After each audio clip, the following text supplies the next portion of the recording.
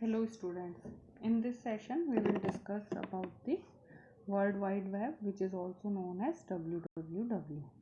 World Wide Web is commonly known as the web, and it is an information system where documents and the other web resources are identified by Uniform Resource Locator, and that is also known as URLs, like https colon backslash www.example.com. So that is an example of URL. So web may be interlinked by hypertext and are accessible over the internet. The resources of the www are transferred via the hypertext transfer protocol, that is HTTP, and these resources may be accessed by user via the software applications like web browser, and are published by a software application like web servers, or we can say that the software applications are the web servers. So the www is basically invented by the scientist Tim Berners-Lee in the 1989, and he mentioned this name as World Wide Web, and he wrote the first web browser in 1990 while employed at CERN, and the browser was released outside CERN in 1991. That is the first research institute starting in 1991, and then to the general public in August 1991. So it is publicly available in the August 1991. So the World Wide Web has been central to the development of the information age, and it is primary tool billions of people use to interact on the internet. So it can be seen as the backbone of the communication over the internet, and the World Wide Web is a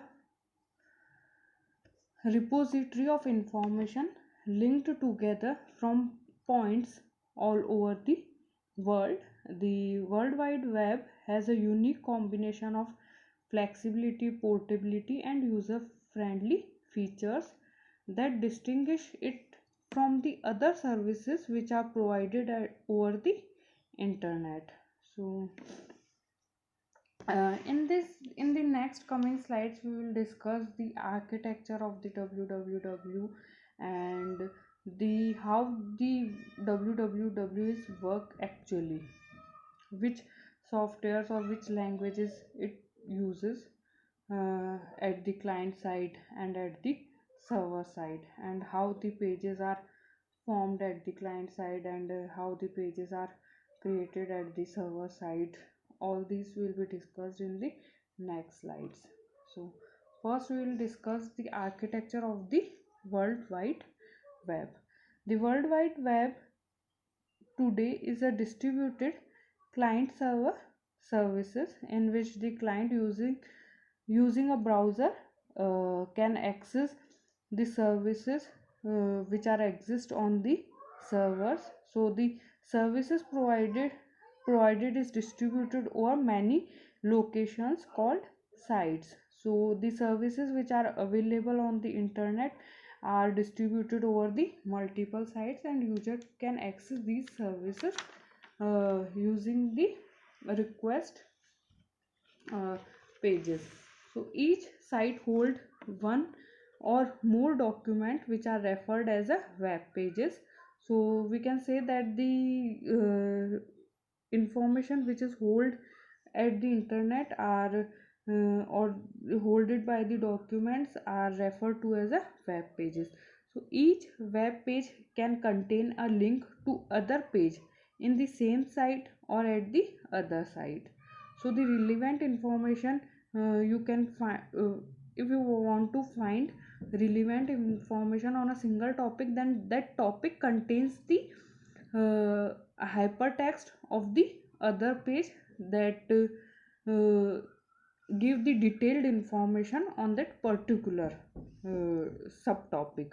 So the pages can be retrieved and viewed by the browsers. Let's go through the scenario which is shown in this figure. Like, the clients need to see some information that is knows belongs to site A, and it sends a request through its browser, a program that is designed to fetch web documents. So what is the browser? Browser is basically used to send the request to the servers, and when the information is arrived at the client side, then it represent, or its responsibility is to show the response uh, uh, on the browser. So the request, among other information, including the address of the site and the web page called the URL, which we will discussed in the next sessions. So basically URLs hold the entire information that where the page is actually exist and what information user wants to access. So the server at site A finds the document and set it back to the client.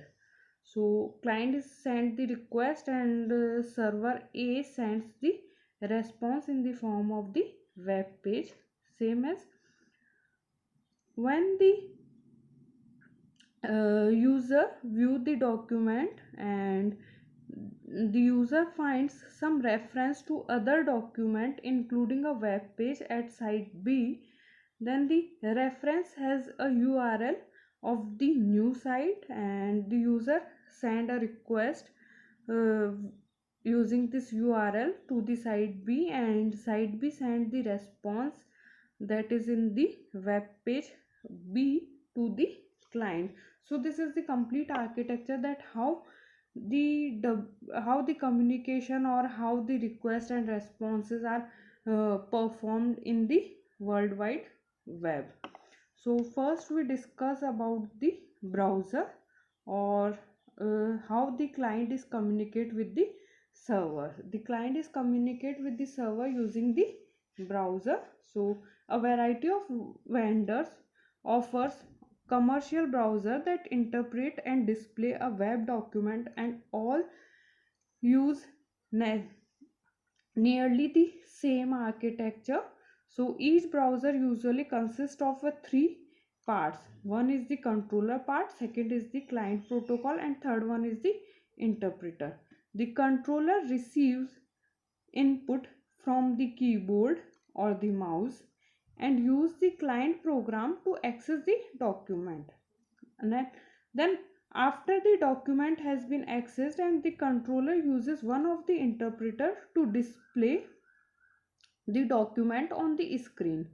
Then the client protocol can be one of the protocol described previously, such as like FTP, HTTP, and FTP as we have discussed in the previous lecture, and HTTP will be discussed in the coming lecture. So the client protocol can be one of the protocol like FTP, HTTP, or Telnet, SMTP.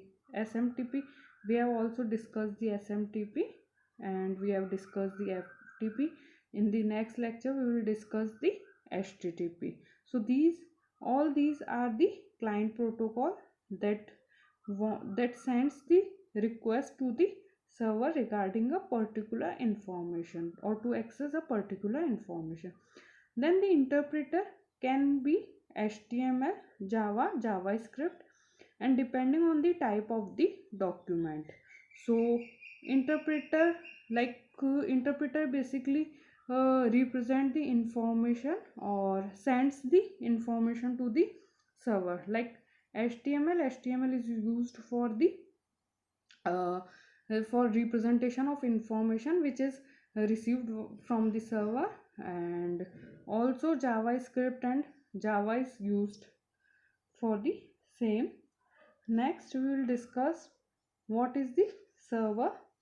The web page is stored at the server, and each time a client request is arrived at the server and the corresponding document is sent to the client who sends the request regarding that page.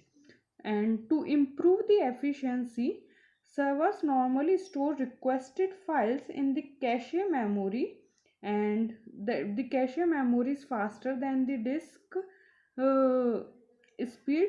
So the highly usable pages or the recently accessed pages are always kept in the cache memory. Then a server can also become more efficient through multi-threading or the concept of multi-programming. So both these multi-threading and multi-processing speed up the server processing. So a server can answer more than one request at a time using the multi-threading or via the multi-processing. Next we will discuss the URL. URL is the Uniform Resource Locator. So URL is used for accessing the information through the server, which is the information which is exist on the server.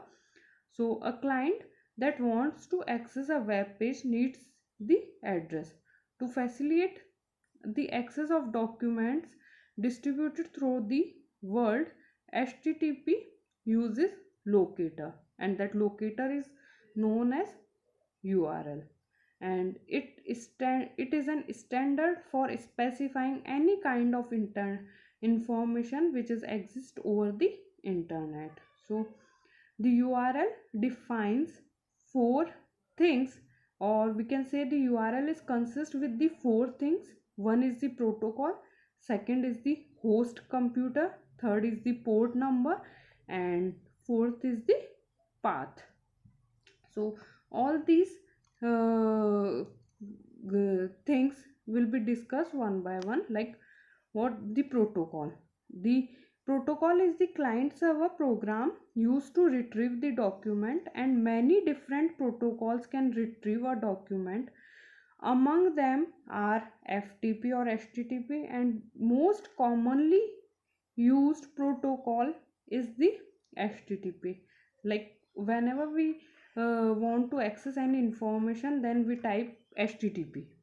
So this is the protocol. Next is the host. The host is the computer on which the information is located. Although the name of the computer can be ls, and web pages are usually stored in a computer, and computer are given ls names that usually begin with the character www. So this is not mandatory, and as a host can be any name given to the computer that hosted the web pages. So host is the host name. Next is the port number. The URL can optionally contain the port number of the server. If the port number is included, it is inserted between the host and the path, and it is separated from the host by the colon, as we can see in this figure. Like, between the host and the path there is a port number which is separated with the host using the colon, and it is separated with the path using the backslash. So next is the path. Path is the path name of the file where the information is located, and the path can itself contain slashes. That is, in the Unix operating system, the concept of the backslashes is used in the Unix system, and that separates the directory from the subdirectories and the files. So this is the how the URL actually locate the uh, information or access the information. Next is the cookies. The World Wide Web was originally designed as a stateless entity, and a client sends a request and a server is respond that request and their relationship is over. The original design of www retrieving publicly available document which exactly fits their purpose, and today the web has other functionalities also, like some websites needs to allow access to registered clients only. So if the client is registered there, then the client can be able to access the services. Otherwise the client may not be able or not be able to access the services. Like IEEE. IEEE is allow only the registered user to access the publications or the papers which are published in the IEEE. So other is the website. Websites are being used as an electronic store that allow user to browse through the store and select wanted items, put them in an electronic card and pay at the end of with a credit card. So this scenario is also used in the current uh, information systems. Next is the some websites are used as a portals. The user selects the website and that he wants to see, and next is the some websites are just advertising websites. So these are different sites, or we can categorize the sites into the different categories on the basis of the functionality of the sites. So for this purposes the cookies mechanism was devised, and what cookies actually how cookies is used. So the creation and storage of the cookies, the creation and storage of cookies is depends on the implementation, and their principle is like when a server receives a request from a client, it is stored information about the client in a file or a string, and the information may include the domain name of the client, the content of the cookie, and a timestamp and other information depending on the implementation. Next, the server includes the cookies in the response that that server is sent to the client. So basically the client information and the server response both are stored in the cookies, and when the client receives the response, the browser stored the cookie in the cookie directory which is stored by the domain server name. So this is all about how the information is stored at both the server side and at the client side. So sometime we access the information or we just start typing some word like G, then it shows some options like we want to access google.com, we want to access gmail.com and other site which was previously we have accessed. So cookies is basically store the information, and on the basis of stored information it gives the options to us that you want to access this one, that one, etc. So uses of the cookies: when a client sends a request to a server, the browser looks in the cookie directory to see if it can find a cookie sent by the server. If found, then the cookie is included in the request, and when the server receives the request, it knows that this is an old client and not the new one, so that the uh, contents of the cookie are never read by the browser or disclosed to the user, and it is a cookie made by the server and eaten by the server. So server never give the information about what information is stored in the cookies. So this is the cookies are basically kept hidden from the client. And like the how the cookies are used. Now let us see how a cookie is used for the like the purposes which I have mentioned previously, like when a client is sent a request, then server sends the response and client reads the information, and all this information is stored in the cookie. Now the site that restrict access to registered client only sends a cookie to the client when the client register for the first time. Next, an electronic store like e-commerce websites can use a cookie for its client shoppers. When a client selects an item and insert it into a cart, a cookie that contain information about the item such as its number, its unit price, and is sent to the browser. If the client selects a second item, then the cookie is updated with the new selection information, and so on. So when the client finishes shopping and wants to check out, the last cookie is retrieved and the total charges is calculated. Like this is the good use of the cookies. And next is a web portal uses the cookie in a similar way. Like when a user selects her favorite page, a cookie is made and sent.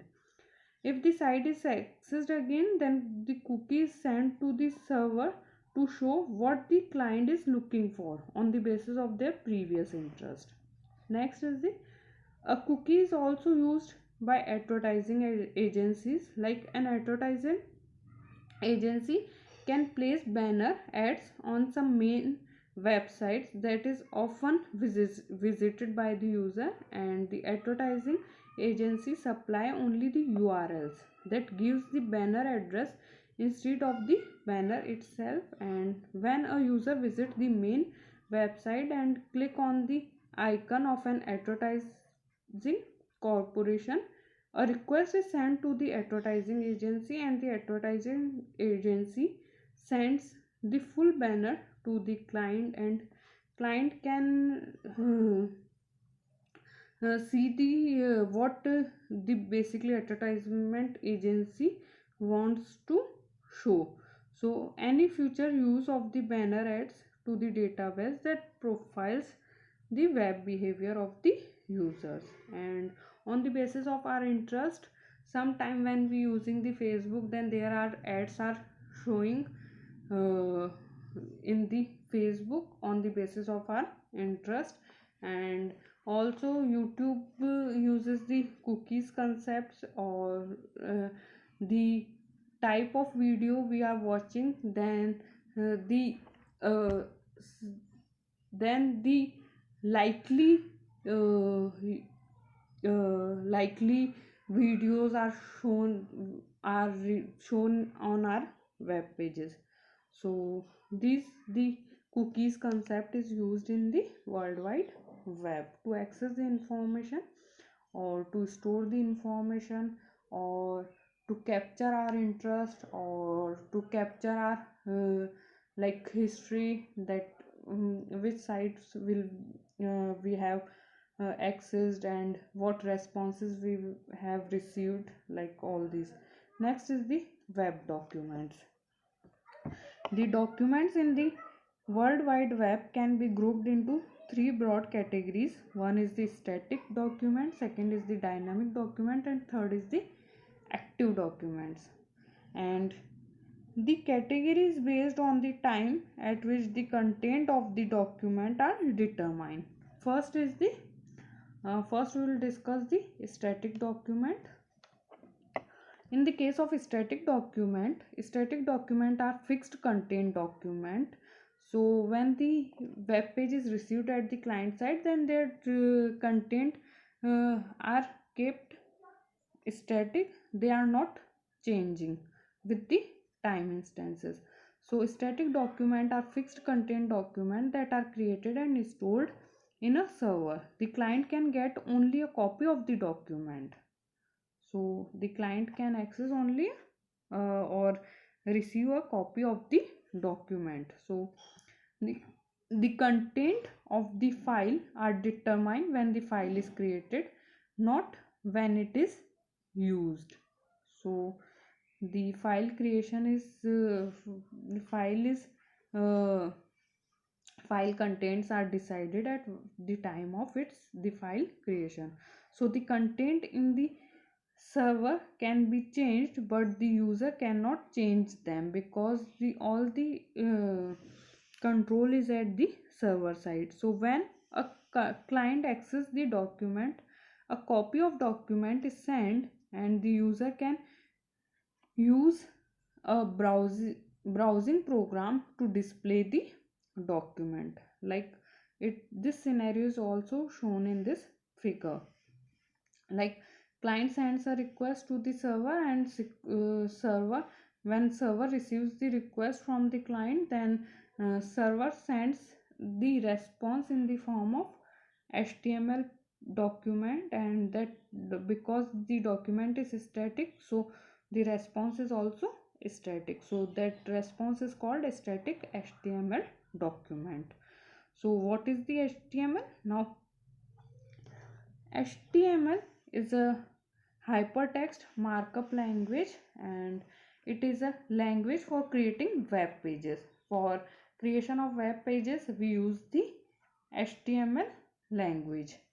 And as we know, HTML is a uh, very familiar language, and anybody can uh, mm, learn it very easily, because it is not a case sensitive, and there is a no compiling concept, or no compile time error is there if the tags and in the HTML you want to, if you want to represent something, then you use the concept of the tags, and if the tag is written correctly, then it shows the output. Otherwise there is no effect on the output of the tags if there is some uh, error in the tag, or if the tag is not written correctly. So the term markup language comes from the book publication industry. Like book is typed and printed, and a copy of editor reads the manuscript and put marks on it. So the marks tells the compositor how to format the text. Like if the copy editor wants part of a line to be printed in a bold phase, and if or she draw a wavy line under this part, in the same way data for a web page are formatted for interpretation by the web browsers. Like some content is shown in the bold, and some are normal text. So let us see the example. Like to make part of a text display in the bold phase within HTML, then we put the beginning and ending bold phase tag as shown in this figure. Like we use the uh, tag B, and ending tag B, and in between these tag we whatever we want to represent in the bold letter, we write that. So the content which is written between the bold tag and are shown in the bold letter at the browsing end. So or display to, we just display to the user. So the two tags are used when we want to display some content in a bold letter, which is the opening or closing tag. So when the browser see these two marks, and that it knows that the text must be in the bold faced. So the like this is the text to be bold face, which is written at one side, and when browser reads this content, then it convert this is text to be bold phrases into the bold letter, as we see. So the the tagged content is received by the browser, and browser is basically format the entire web page, and which is shown to the user. So the tags are worked, and the tags are eliminated when the actual page is visible to the user, and only their effects is visible to the user, not the tags. So next is the dynamic documents. So like other HTML tags like the image tag and anchor tags, and all these tags are discussed in the HTML language. And now we will discuss the dynamic document. A dynamic document is created by a web server whenever a browser requests the document. So when a request is sent to the web server, then the dynamic documents are created. So when a request is arrived, the web server runs an application program or a script that creates the dynamic documents, and the server returns the output of the program or script as a response to the browser that sends the request for that document. Because a fresh document is created for each request, the content of that dynamic document can vary from one request to another request, because the requests are changeable, so the received information is also changeable. And in the case of dynamic documents, the response is always prepared on the basis of what is the request. So a very like we take an example. So a very simple example of a dynamic document is the retrieval of the time and date from the server. And as we know, the time and date is changed, uh, time is changed every moment, and date is changed at every 24 hours. So and the combination of these is change every moment. So time and date are a kind of information that are dynamic, and in that case they change from a moment to moment. So the client can ask the server to run a program such as the date program in a Unix and send the result of the program to the client, and this is the dynamic response. So for the dynamic response, the server use the common gateway interface, and we will discuss like common gateway interface, that is the CGI. CGI is a technology that creates and handle dynamic documents, and CGI is a set of standards that define how a dynamic document is written, and how data are input to the program, and how the output results is used. So this is all about uh, for the creation of the dynamic document. Then CGI is enough, and it is the CGI is having the capacity for return, creation, and representation of the output. So CGI is not a new language, and it allow programmers to use any of the language like C, C++, Bourne shell, Corn shell, C shell, Perl for the uh, uh, for creation of the web pages. And the only thing that CGI define a set of rules and terms for the programmer, that programmer should follow the rules. So and this is the pictorial diagram that how the request and response is generated. Like client sends a request to the server, and at the server sides the web server is running a program that creates the dynamic HTML document in the response of the client request. So The term common in the CGI indicates that the standard define a set of rules that is common to any of the language or the platform.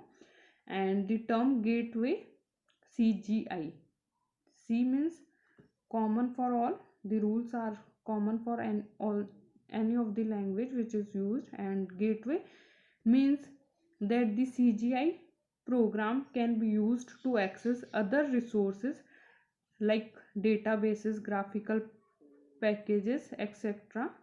And the term interface means a set of predefined terms, variables, and calls that can be used in the CGI program.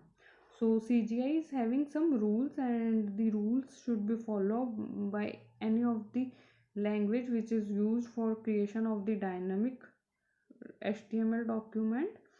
And these are all are already defined rules.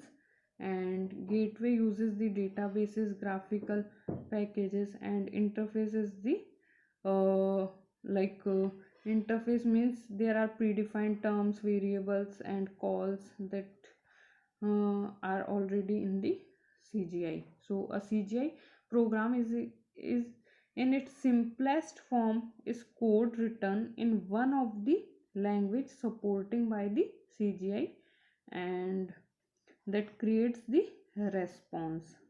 So next how the scripting is done in the dynamic documentation.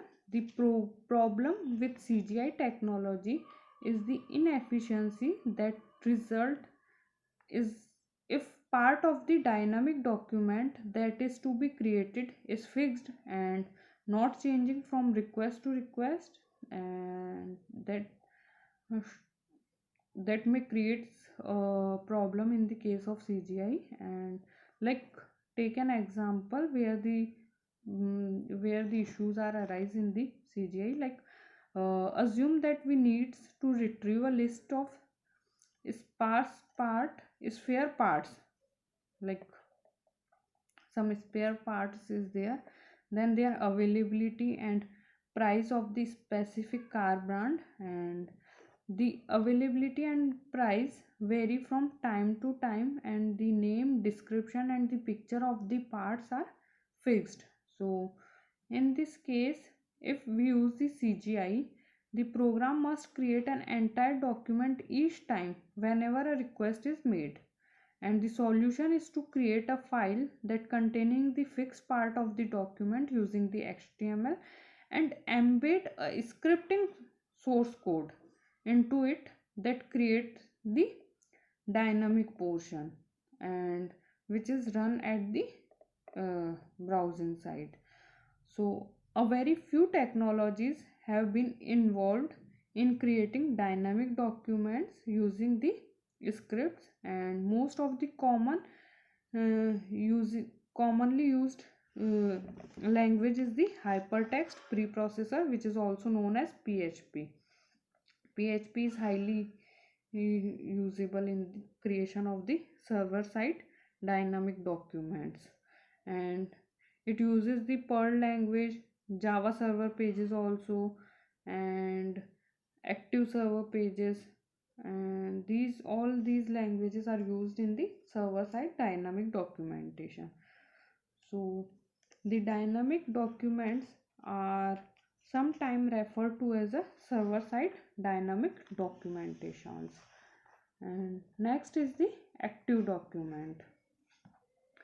For many applications, we need a program or a script which is run at the client side. In a previous document, we see that the scripting is run at the server side, and sometimes we wants that scripting should be run at the client side, so local checking is done at the client side, and that we use the concept of the active documentations. For this, the active documents are created, like suppose we want to run a program that creates animated graphics on the screen, or a program that interact with the user, like we want to check the password, like if the password is not less than 8 character, and if we enter the 5 character password, then there is a local checking, and there is error is shown on the screen, like at password is at least 8 character. This is the active documentation concept is there. So the program identified in so the program definitely needs to be run at the client side where the animations or interactions should be take place. And when a program when a browser requests an active document, the server sends a copy of the document or a script, and the document is then run at the client side. So for this, Java applets are used, and one way to create an active document is the Java applets. Like this is the figure which shows how the applets are work. So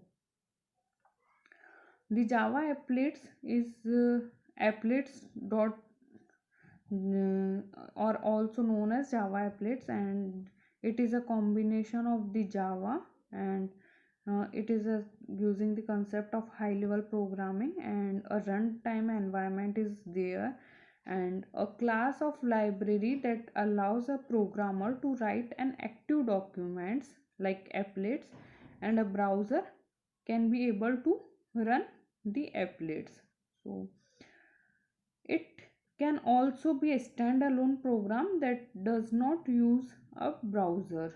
So like we taken this figure, like an applet is a program written in a Java on the server, and it is compiled and ready to be run, and the document is in the bytecode format, and client client process creates an instance of its applet and run it.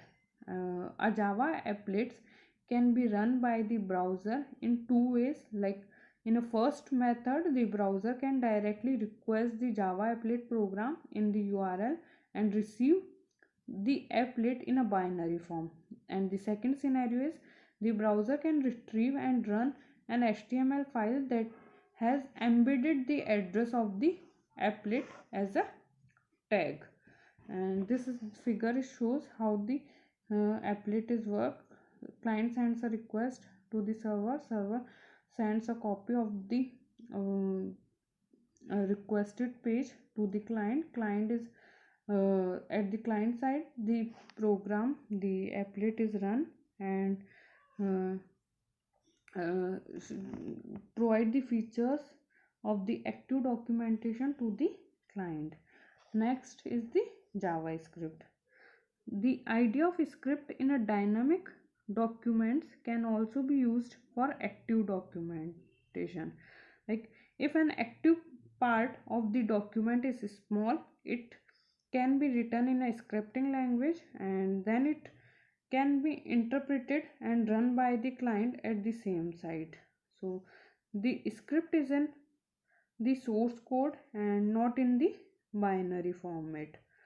So the scripting technology used in this case is usually the JavaScript, and JavaScript is which bears a small resemblance of the Java, and it is a very high level scripting language developed for the purpose for creation of the active pages.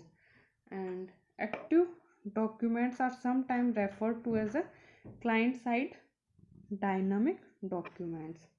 So static documents are there, dynamic documents are there, and active documents are there. So all these are considered in under the World Wide Web. Thank you, and in the next lecture we will discuss the HTTP. Thank you.